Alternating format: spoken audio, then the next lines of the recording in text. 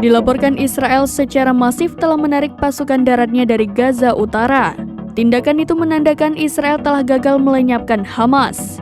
Penilaian tersebut datang dari ahli keamanan dan konsultan geopolitik internasional Dr. David Oyelowo dilansir dari situs Sputnik News pada akhir pekan lalu. Keputusan Presiden Amerika Serikat Joe Biden untuk menjatuhkan sanksi terhadap 4 pemukim Israel membuat Amerika Serikat terlihat lebih buruk di mata dunia.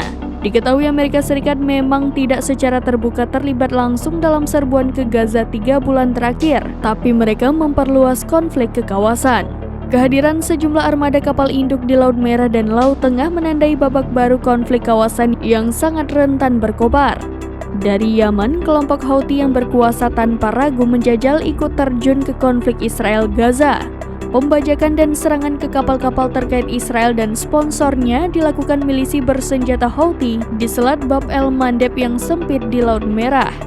Amerika Serikat didukung Inggris membalas aksi kelompok Houthi itu. Terbaru, kedua negara bersekutu ini menggempur sekurangnya 30 sasaran di Yaman sepanjang Sabtu Minggu 3-4 Februari 2024. Lebih jauh dari sekedar memerangi Houthi, Washington dan London kemungkinan akan berperang terbuka dengan Iran. Penasihat Keamanan Nasional Amerika Serikat Jake Sullivan mengatakan, serangan ke Yaman dan target Iran di Irak maupun Suriah baru-baru ini hanyalah permulaan. Menurut Sullivan, Amerika Serikat bersama sekutunya siap menghadapi kemungkinan meningkatnya ketegangan dengan Iran.